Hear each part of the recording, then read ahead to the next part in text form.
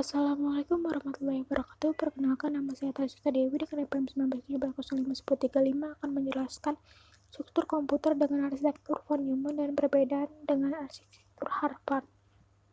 Arsitektur von Neumann adalah arsitektur komputer yang menempatkan program ROM atau read-only memory dan data atau RAM random access memory dalam peta memori yang sama. Arsitektur ini memiliki address dan database tunggal untuk mengamalati program atau intrusi dan data. Arsitektur von Neumann atau mesin von Neumann adalah arsitektur yang diciptakan oleh John von Neumann 1903 sampai 1957. Arsitektur ini digunakan oleh hampir semua komputer saat ini.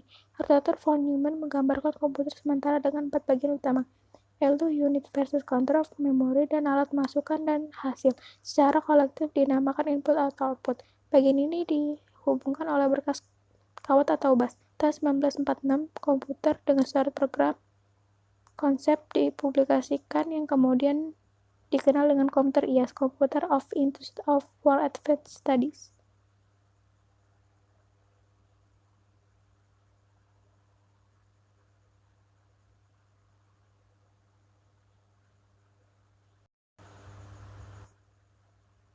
Keuntungan model arsitektur von Neumann, fleksibilitas pengamalatan program dan data, program selalu ada di ROM dan data selalu ada di RAM. Arsitektur von Neumann memungkinkan prosesor untuk menjalankan program yang ada di dalam memori data atau RAM. Kelemahan model arsitektur von Neumann, bus tunggalnya itu sendiri, sehingga instruksi untuk mengakses program dan data harus dijalankan secara sekuensial dan tidak bisa dilakukan overlapping untuk menjalankan dua instruksi berurutan. Bandwidth program harus sama dengan bandwidth data. Jika memori data adalah 8 bit, maka program juga harus 8 bit.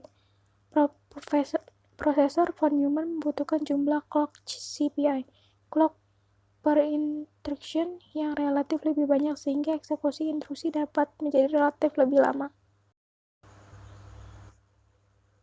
Arsitektur Harvard memiliki dua memori terpisah, satu untuk program atau ROM dan satu untuk data atau RAM, yang mana arsitektur ini merupakan kebalikan dari arsitektur komputer model von Neumann. Jika von Neumann menggabungkan ROM dan RAM menjadi satu, maka arsitektur Harvard kedua memori tersebut dipisahkan.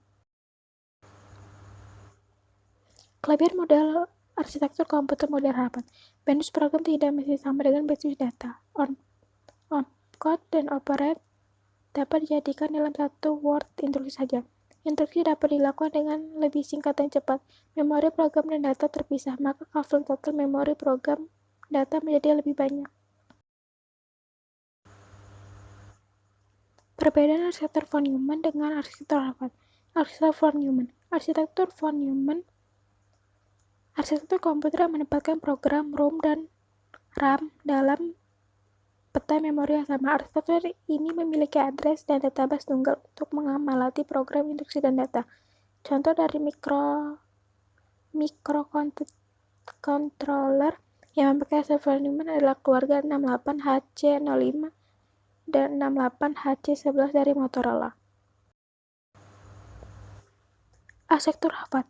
Arsitektur Harvard memiliki dua memori terpisah, satu untuk program dan satu untuk data. Intel 80C51, keluarga Motorola chip PIC16XX, dan Atmel AT89LSX adalah contoh dari mikroprosesor yang mengadopsi arsitektur Harvard. Sekian, terima kasih. Wassalamualaikum warahmatullahi wabarakatuh.